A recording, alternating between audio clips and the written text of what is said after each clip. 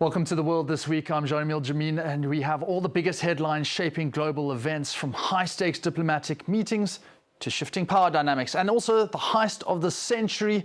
We do have it all covered here. Joining me on set to go through all the latest, we have our own news encyclopedia, Douglas Herbert, our international affairs commentator, Ana Navarro Pedro as well, correspondent for Portuguese media. As always, a pleasure to join you here on set.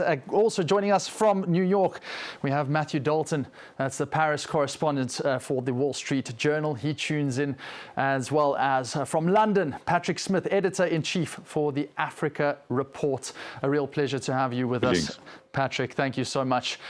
Well, thanks. What a week it has been. We are 6 days on from the most audacious art crime of the century. Over 88 million euros worth of jewelry taken from the Louvre in an instant, and French authorities are scrambling. While the four thieves are very much still at large, over 150 DNA samples have already been gathered from leftover evidence, but the clock is ticking to find the culprits and the missing 19th century artifacts before they're lost forever. Let's assess the fallout straight away with Ana Navarro Pedro, because you do cover French news. And yes, I have to say, as soon as that dropped at 9:34 a.m.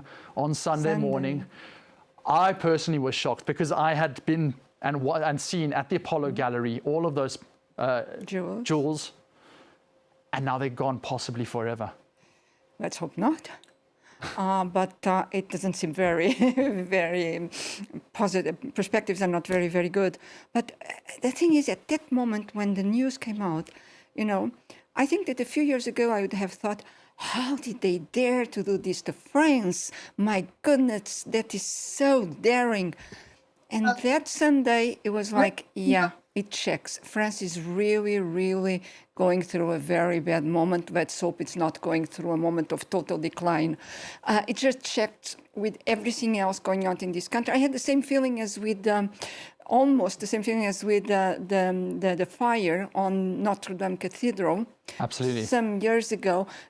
On the symbolic level, it's absolutely terrifying for this country. And this goes along with the financial problems, the political crisis, the regime crisis, actually. And with the feeling there is no issue for France right now. It's an old country. It will find its way. But for right now, it's really going down. And this haste, which wasn't extremely clever, it was just daring. And, and it's just betting on the lack of attention of French authorities, of people in responsibility positions in this country. And all over the country is the same thing. No one is caring about what they are supposed to be paid for. So this was extremely symbolic, do I say it correct in English, of the situation of this country. And yet, I'd just like to add, it's sort of reminiscent of that line from Casablanca, I'm shocked that gambling is going on here. I mean, if you really think about it, it's not that shocking. Yes, it's the Louvre, right? It is the arch symbol of France, but it's not that shocking given the fact that anyone who's been to the Louvre, anyone who has lived in France for years and knows how massive that building and walks around it, it almost seemed like an accident waiting to happen, given the lack of investment and resources in the security. There was a new security director who actually, in the past couple of months, took office there at the Louvre and admitted that there was a lot to be done at the time, before the heist. I mean, it's very clear that there was it was under-resourced in terms of security apparatus. There were a lot of rooms with treasures in them. There's hardly a room in the Louvre that doesn't have a treasure in it, but rooms with treasures where there were the wrong camera angles, not enough cameras. In this case, in the Galerie d'Apollon, where these crown jewels were, you had the cameras pointed westward, but not really at the balcony where they climbed through the window. So you had real literal blind spots in some of the most highly visible and most around some of the most precious parts of the collection. I'd love to bring in Matthew Dalton onto this, because he literally wrote the article on that camera facing the wrong way. Matthew, just speak to us about that, because to have a blind spot at one of the most critical junctures of the Louvre, if we know the Apollo Gallery, it is housing the most ordinate kind of jewelry. How can they get this so wrong? Well, there are blind spots all over them. The director of the Louvre who testified this week said that there's a real lack of security cameras covering the outside of the Louvre in particular. So in this particular area, there was one camera and it was in the wrong direction, and they've known this for years. They had a plan that had taken years to formulate. There was all kinds of bureaucracy that they had to overcome to actually get things moving, to spend about $80 million to upgrade security at the Louvre. And that would have doubled the number of security cameras on the outside. Also, I should mention that outside is not the only problem. It's also the inside of the Louvre, where a report from the France's State Audit Board said that I believe 60% of the Sully wing and 75% of the Richelieu wing are not covered by surveillance cameras. So the security director said that we just didn't have the time, the warning to see them come. There had been many more security cameras outside. They would have seen this truck pull up and kind of wondering what on a Sunday morning are people doing, renovations at the Louvre. Something they didn't have the visibility to see, and that cost them precious seconds, precious minutes. Patrick Smith, I know that you cover the Africa report, and a lot of countries in Africa would have been seeing France in its most prestigious institution lose some of its most treasured artifacts in a way in which actually the African nations themselves are quite accustomed to. Has there been any reaction?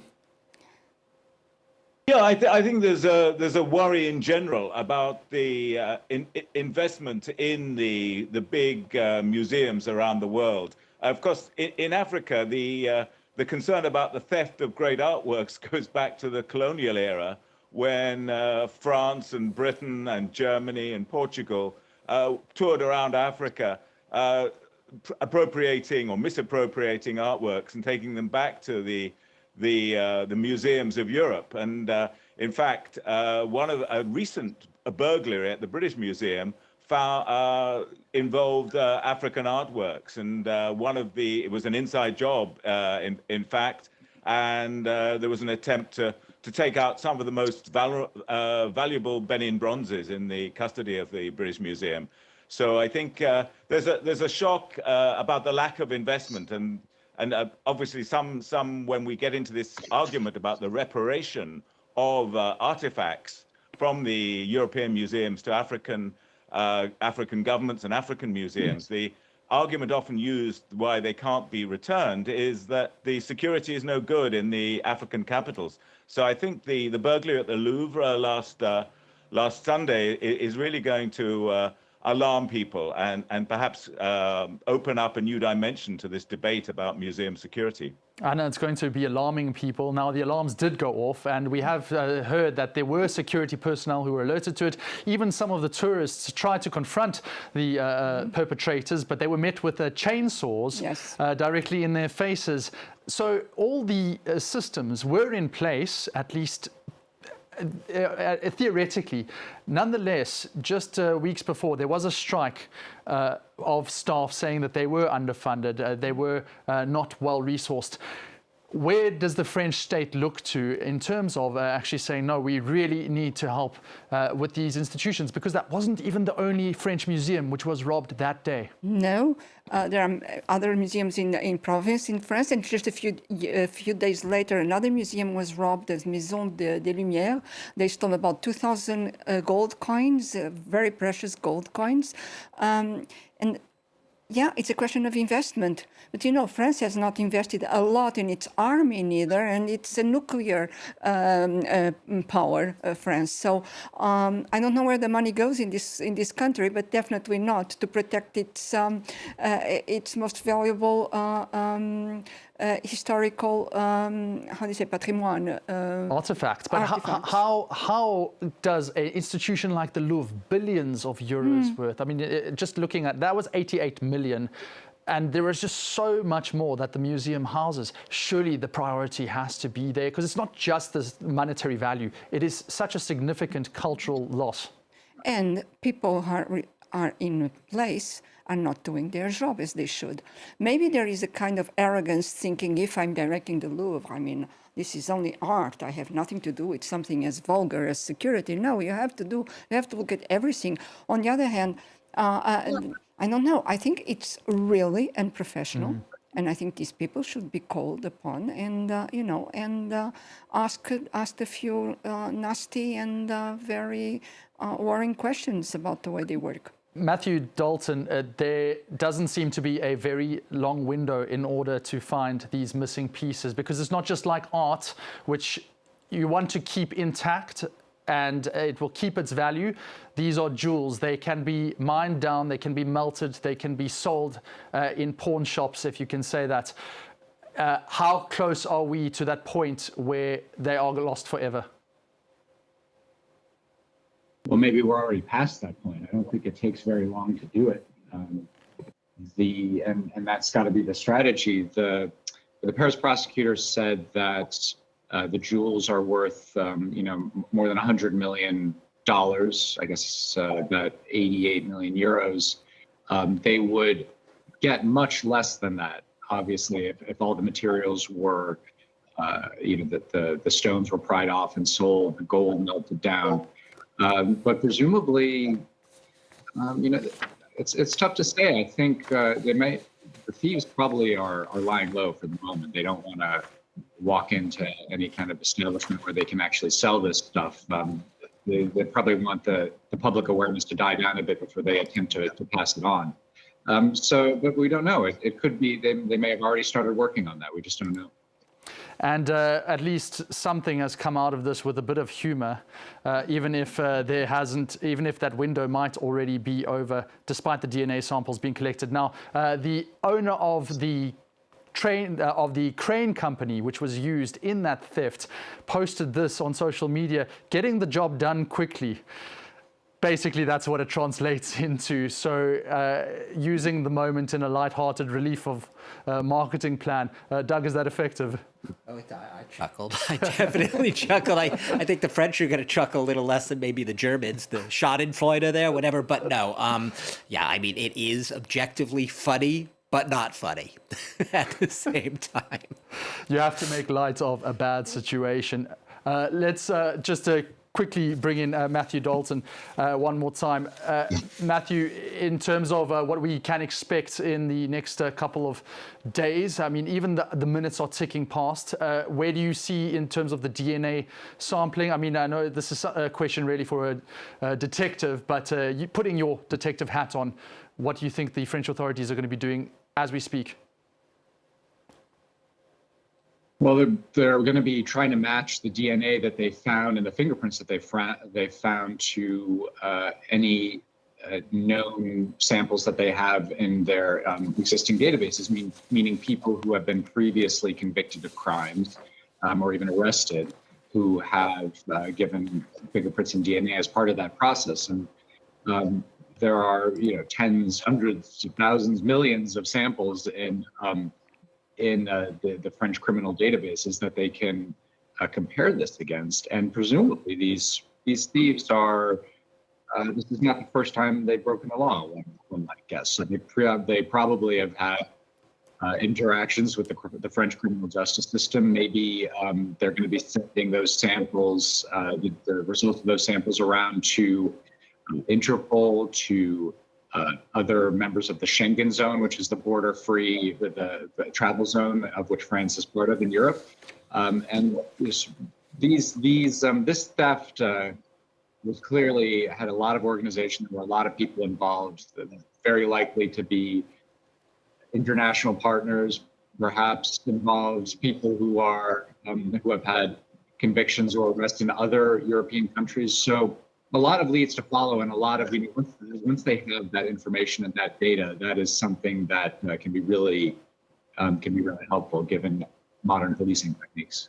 I know you have a point to make. Yes, French specialists have been saying that there is always an insider in this type of heists. There is always someone in the museum or in the place robbed that helped somehow. So maybe that is the link the police is trying to find now. They are also telling the way they acted, they are not really jewelry professional robbers, because professional robbers who go for very valuable treasures like that, they will train first. The fact that they dropped the crown, that they were working, in a kind of sloppy way for professionals, maybe it's also an indicator, but these are things we don't know. But let's just hope that the French police finds it very, very fast, although French police has been so much parceled and dismembered by successive presidents since Nicolas Sarkozy, that the services are not cooperating as well as they did before, that they have difficulties, they don't have enough money, to work well. So let's hope they have all the ways, all the means, all the talents doing it, because now we want to get to the end of this story, of course. And let's hope that they pass the word and say, don't touch those jewels, because if you do, you're going to have trouble if we find you. Let's hope. I hope for the new administration of Sébastien Lecornu, because it was really just days into his administration that this all happened. Let's take the story. We've done the Louvre as far as we can, because we're just waiting for more updates from the police themselves. And look back on this week in Gaza. Well, the fragile Israel-Hamas ceasefire faced its toughest test yet, with IDF strikes killing scores in response to southern attacks. 11 more died when an Israeli strike hit a car near the Yellow Line, the infamous Yellow Line, and now reportedly pushed hundreds of meters deeper into Gaza than agreed by Israel. They have been setting up these concrete blocks to indicate the border of that line, but that is only in recent days, and there are reports that, those blocks are hundreds of meters from what was originally agreed in Donald Trump's 20-point peace plan. Arab nations have warned that this all risks a permanent division of the Gaza Strip, also slowing aid, and Israel's West Bank annexation bill is another point to add to Washington's frustration.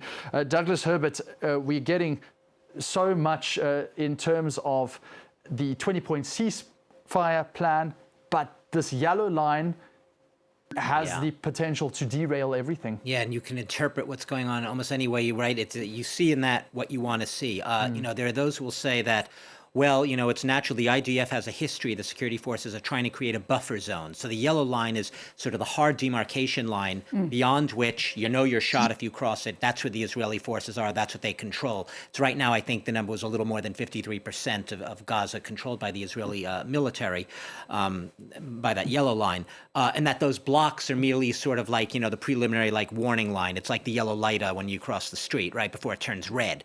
And yet not, because, the other way of seeing this is, no, those yellow lines are the actual line. If you cross them, you risk being shot. It's more than just a buffer zone. It's actually treacherous territory for any Palestinian to try entering. And there have been some violent incidents this week, and there have been deaths. So this is not sort of a minor little, fine print detail here. This is a life and death issue, how you interpret that line. And the fact that these blocks are being, at least reportedly, according to some of the satellite footage that has come back, the drone footage that we've seen, that they are sometimes hundreds of meters beyond the Yellow Line demarcation, that throws into confusion and into question, what are the actual boundaries right now? How do you define them? Who's defining them? And why is it, as it seems to be the case, if we're to believe the footage we're seeing in these reports and where these blocks have been put, why is it that it seems that the Israelis have chosen to put that buffer zone in what would have been territory beyond the territory they're controlling? Why didn't they just put the buffer zone in their own territory? You could also make that argument. So a lot of confusion here, a lot of questions, but it's certainly not building a lot of trust and confidence in these initial stages of the early parts of what's supposed to be eventually a withdrawal of Israeli security forces out of Gaza completely.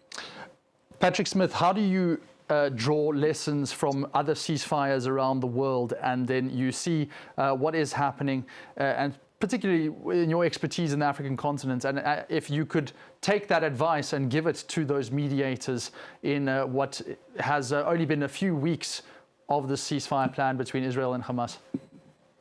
Right. I think the big problem is that it's not so much a negotiation and a process of building trust between the two sides. It's very much a diktat. I mean, I think that the sense is that the IDF see this peace deals more as a surrender of Hamas than anything else, and perhaps in the same sense see as a surrender of the people of Gaza. So I think that's part of the problem.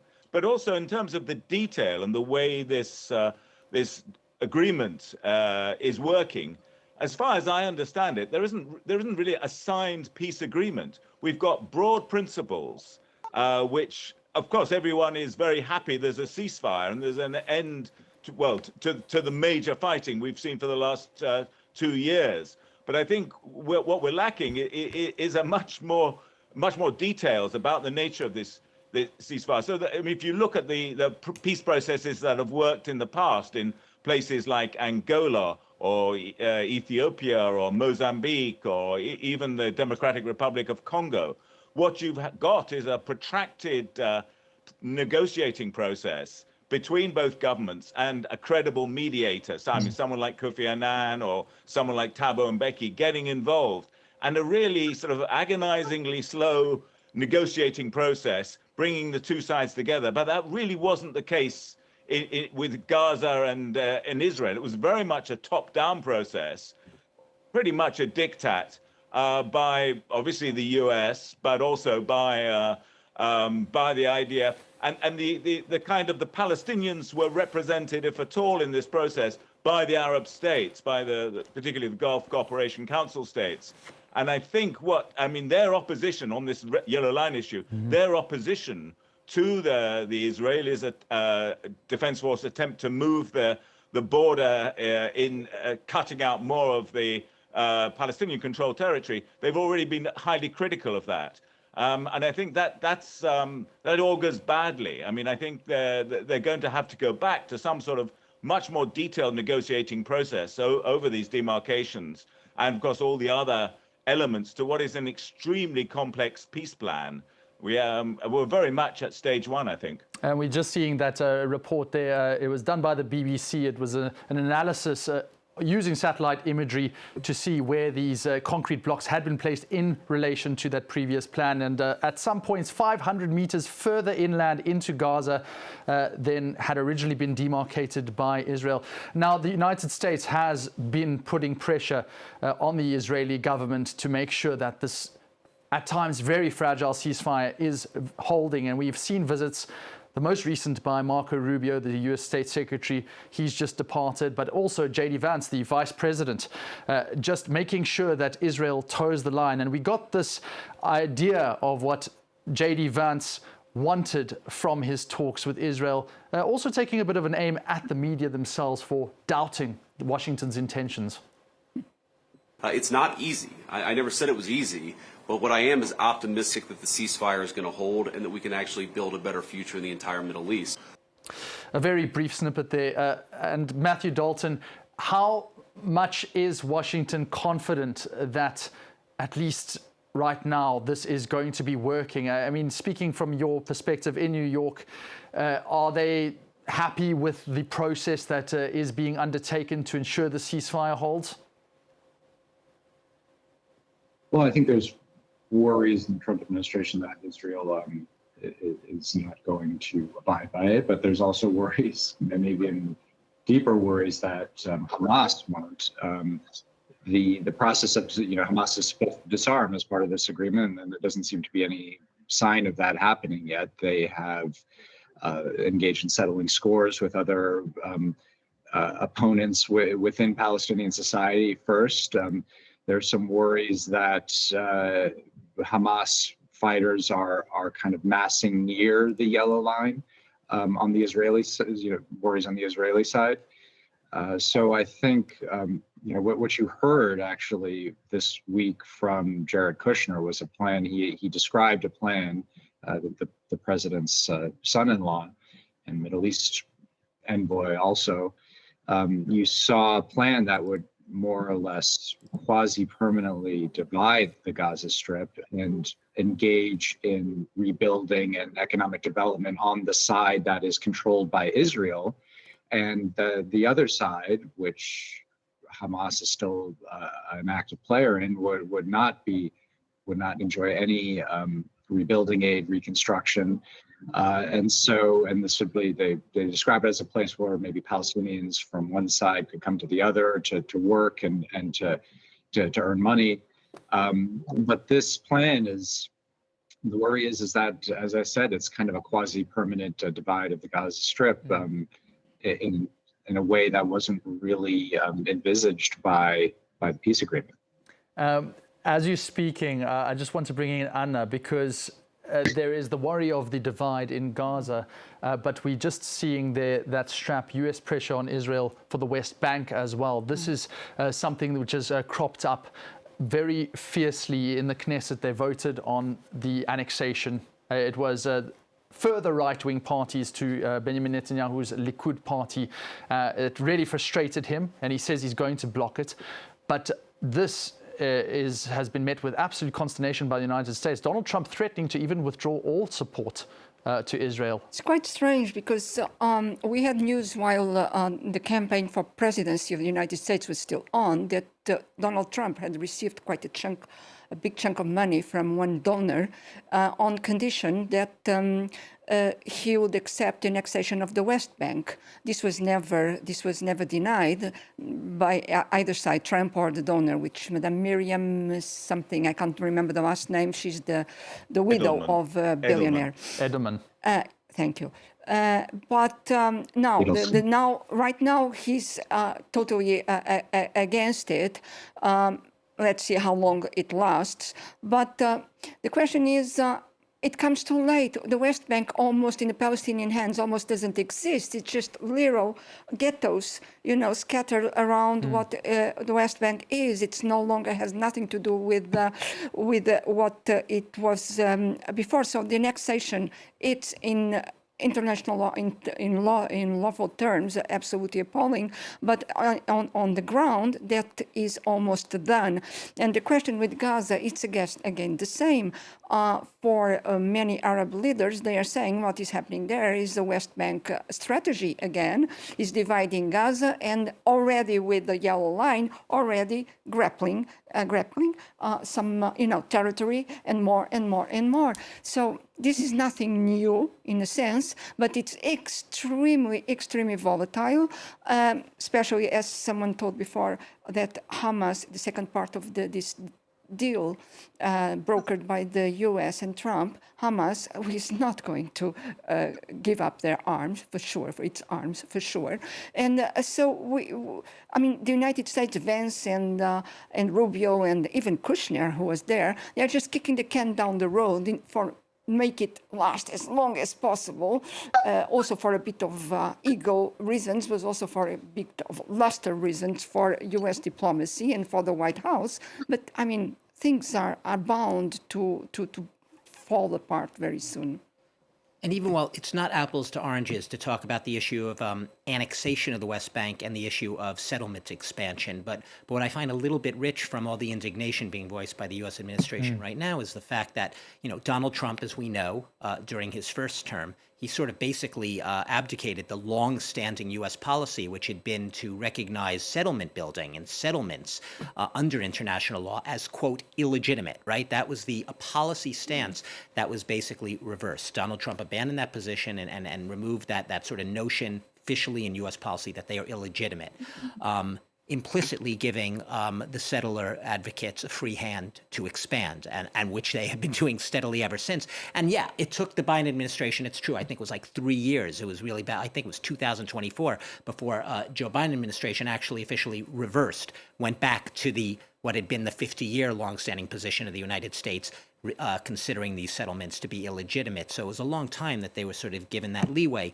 But I do see, like I said, it's a little bit apples to oranges, but not exactly, to express indignation about the fact that this far-right part of Netanyahu's coalition has voted to annex the West Bank. It's like, surprise, surprise. Of course they're going to vote that way. From an administration which had, basically abandoned the U.S. foreign policy that had condemned settlement expansion, settlement building as illegitimate. Yeah, high irony there and coincidence, as you say, Doug. Patrick, we also have word that the main Palestinian political factions, and that includes Hamas, have been meeting in Cairo this Friday, and they published a joint statement basically saying that they have agreed to an independent committee of technocrats that will take over the running of post-war Gaza. That's quite an important step for phase 2, at least if we are to believe those words. Yeah, absolutely. And I would imagine they've come under quite a lot of pressure from Saudi Arabia, United Arab Emirates, and Qatar in that, to say that, if you want this thing to work and to really take root and to continue the ceasefire, you're going to have to make some serious concessions. And clearly, there were two big elements in the broad terms of the agreement, which were, one, that Hamas would no longer have any political role in Gaza, and number two, that the Palestinian Authority would have to, the Palestinian Authority would have to be reconstituted and reformed if it was going to have any role. So I guess the agreement you've just told us about is a really important step in that direction, because I think it's an indication that the Gulf states are playing a role behind the scenes, pushing the Palestinians into some governance agreement and some governance role that could offer an alternative to what's happening at the moment. But of course, as was said, it's not going to solve the military issue. And I totally agree with the other speakers that Hamas will not surrender its arms. What it might do is perhaps cut some sort of deal about surrendering offensive weapons. But the idea that Hamas commanders are going to be walking around Gaza or anywhere else without their own hand arms and so forth, I don't think that's going to happen. They're certainly not going to do it voluntarily. Matthew Dalton, just a quick one. In terms of a potential Arab coalition of nations which will help in terms of peacekeeping forces, is that a possibility? I mean, Marco Rubio did seem quite confident that he could arrange it. Well, I think it's a possibility. I guess it's a question of whether the Arab nations themselves want to get involved that deeply in the potential quagmire of Gaza. I don't think Gaza is a problem. They don't want to run Gaza. They don't want to police Gaza. They don't want to be a peacekeeping force there. I think maybe their hands can be pushed above all by the Trump administration, but it's definitely not a role that they relish. And I think that this will kind of all depend on whether the Trump administration has the ability to really lay down the line and say, we have this presence in the region. We have our base in Qatar. We need you guys to step up and do your part. But it's not a role that they're gonna relish at all.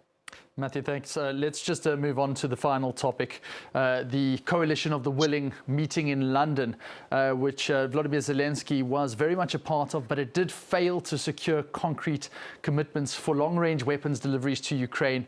And that's despite the president's own charm offensive. Donald Trump's recent policy shift, this foreign policy shift, imposing sanctions on Russia's top oil producers, has meanwhile escalated tensions with Moscow, drawing sharp rebukes from Vladimir Putin's camp as the standoff intensifies.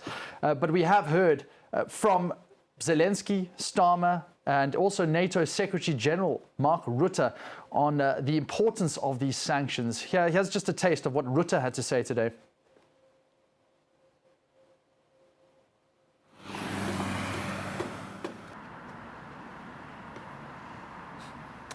Apologies, we don't have what Rutte said, but we do have what Doug Herbert says. Which is not important. Just as crucial. No, I think that the takeaway from today is, look, Zelensky has been in a perpetual game of having to express eternal gratitude to the West for doing things for Ukraine, but not doing enough. It's not enough. And he's perpetually disappointed. And in a sense, you can't blame him for being disappointed. He doesn't have enough money. He doesn't have enough weapons, at least of the types of weapons he needs.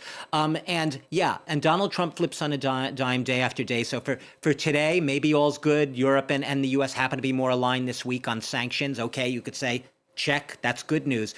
But overall, the body language, you can see there's sort of this rictus of exasperation on Zelensky's face when he's speaking, where he has to show that he is not an ingrate. That was sort of the source of a lot of his showdown and clash with Donald Trump back in February. So, it's a heavy lift for him, a guy who has to be eternally grateful, who's eternally disappointed. And look, the tactical weapons, we've made so much about the tomahawks. It's a giant ask, right? He needs the tomahawk, sure. He has right now the Storm Shadows, he has the Scalps, he has the Ukrainian-made Flamingos and the Neptunes, he has some ATACMS in the U.S. Their ranges altogether at most are about 500, 600 kilometers. It would be a major sort of shifting up to get tomahawks. The problem is, and the narrative has been, well, if Donald Trump would only give them to him, he can't really use them. He doesn't have the launchers right now. They require U.S. soldiers for now on Ukrainian soil to launch them, which Russia would see as the U.S. It's a non-starter only because, from Russia's perspective, that is the U.S. at war with Russia, firing long-range missiles from Ukrainian soil at Russia. So you could say, okay, well, they could do it from ships or submarines because they can be either launched from ships or submarines or dropped. I believe they could be fired from B-52s or B-1s or B-2s, but those are U.S. bombers. So once again, you have the same problematic of drawing the U.S. directly into a shooting war with Russia, even if Ukraine is sort of the subject here. And that's why it's problematic. That's why I don't see the tomahawks happening. Someone probably sat down and told Donald Trump, as much as you might be thinking of giving those tomahawks to Ukraine, you can't do it right now. You cannot do it. So it's a giant heavy lift. And those frozen assets, I know it sounds like, well, why don't they just unfreeze the assets? Why don't they do it? Russia's certainly, people say Russia's committed crimes on the battlefield, crimes against humanity, so on and so forth. What's the big deal about unlocking assets? Why It's don't they difficult. just do it? Why don't they just do it? Because it might be seen as robbery, simple and pure, in international law terms. And on top of it, I mean, that money even belongs to a country, and you just can't go and pick it and give it to someone else, even if it seems to us something that would be like moral, legitimate to do. It's totally illegal, and it would create a precedent for other countries that it might just accelerate the decline of Europe and United States. It also might accelerate, if we look farther down the road, the de-dollarization that is currently, this dynamic that is currently being launched, because people just say that, we can't trust those people. We are obliged to have reserves in dollars and maybe in euros and keep it with them. But if we have an alternative, we'll just drop it, forget it. And the consequences can be huge. On top of it, if you start robbing, taking the money from the Russians on top of it will probably not go down very easily with that idea.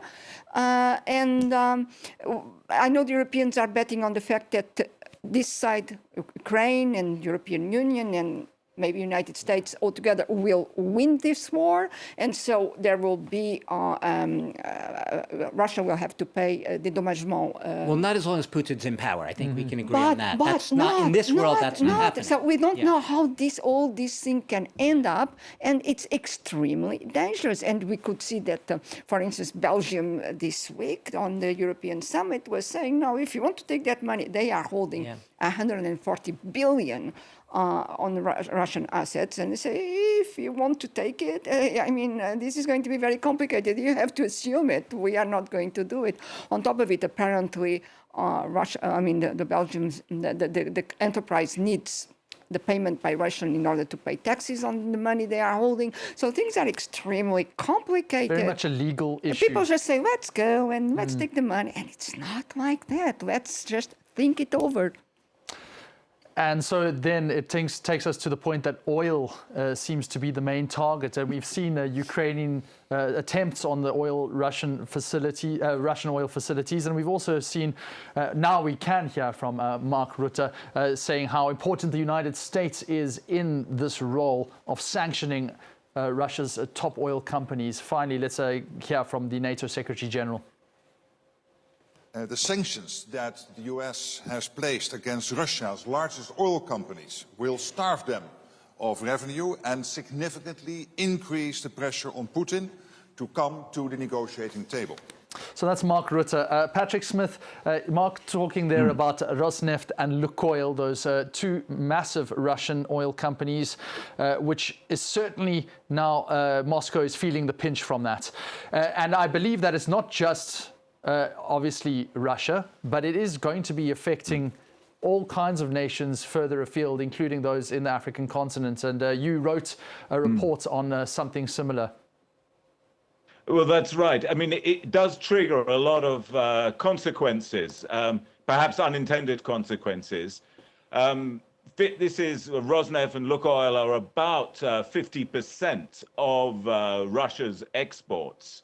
So for them to be sanctioned, they're going to have to find ways to get around that. They're going to use the shadow fleets that they have, which I think are distributing about 10 to 20% of Russian oil at the moment. It's also going to present countries like India and China with very difficult choices. Are they prepared to brave the threat of secondary sanctions if they continue to trade with Lukoil and Rosneft? And that goes for several African countries, particularly the oil producers that have been working with the big Russian trading companies and are doing oil swaps and product swaps, etc. So I think while it does change Putin's calculus, and it's clearly going to damage the Russian economy more, it's going to increase the economic pain of the conflict in Ukraine. It's also going to concentrate the minds of a lot of other economic players, and partly it's going to be up to the Gulf oil producers as well for them to take a position on this, because are they going to increase their oil production if this takes Russian oil production out of the market? How are we going to continue to have what is at the moment quite a favorable oil price for consumers? I think it's just over 60 a barrel at the moment. And I think that's a concern. We saw in the past when Joe Biden was trying to get the Saudis to pump up production to compensate for the loss of Russian oil. They were reluctant to go along with that because they felt that the market conditions were not right. Now the market conditions maybe are better for this, and of course Saudi Arabia and the U.S. government have a much better relationship under Donald Trump than they had with Joe Biden. But nonetheless, so I think where we're heading for is a much more complex, multi-dimensional game than just sanctioning Russia. There are, plenty of other actors involved who are going to contribute to this argument and policy debate. But nonetheless, we have heard from the Russian president himself saying that he's confident that this won't really be more than a minor dent to the Russian economy. Just let's remind ourselves again of Putin's response.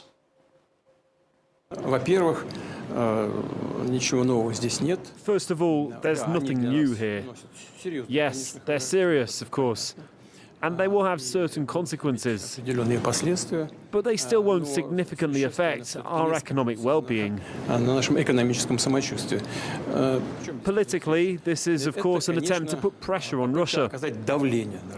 But no self-respecting country and no self-respecting people ever decide anything under pressure.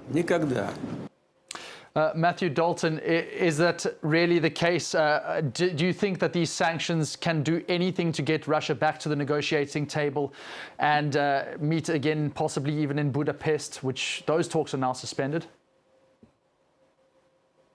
Maybe. I mean, I think he's putting a good face on the whole situation right now. But I think the real game here is foreign currency reserves. That's what Russia's energy exports abroad ultimately bring into the economy.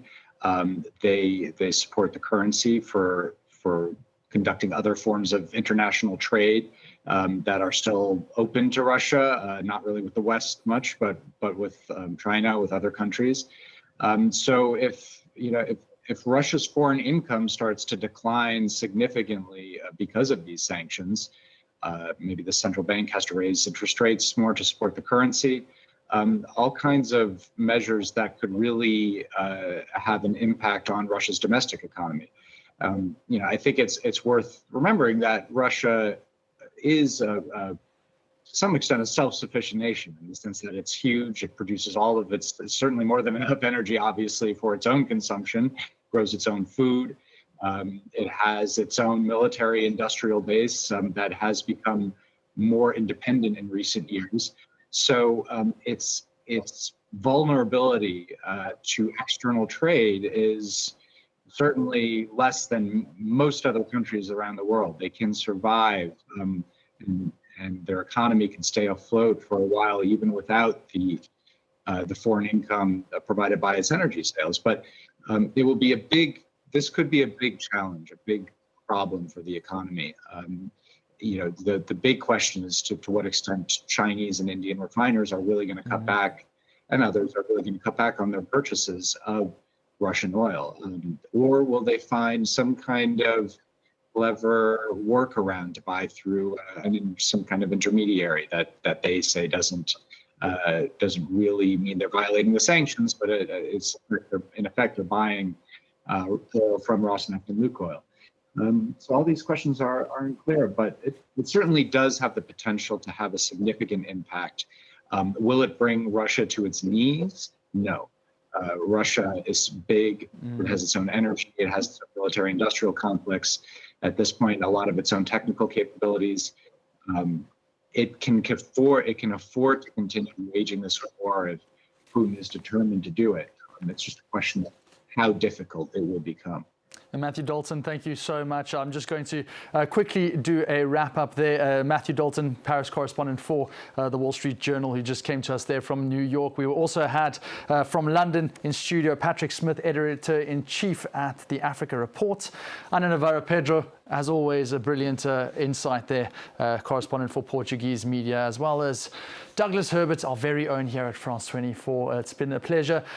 Just a final note, it has been a week where art and history have been making news for nefarious reasons, but now a long-hidden Picasso painting has headlined an auction here in Paris, and it's just been sold for 32 million euros. It was painted in 1943, bust of a woman with a flowered hat.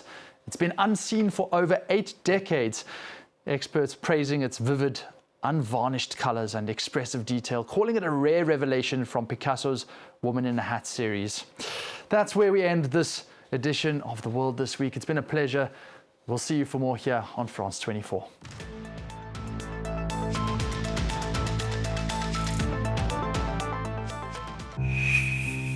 Having suffered at the hands of both the Nazis and the communists, Narva in Estonia is a city imprisoned by its past. A mix of people and opinions that could become explosive and serve Vladimir Putin's goals. In their bitterness, Estonians refuse to understand that it is not my mother, our neighbor, or me who were the occupiers. The population was replaced. That was Stalin's national policy. Today, Russia is pursuing a similar policy in parts of Ukraine. Watch Narva Revisited on France 24.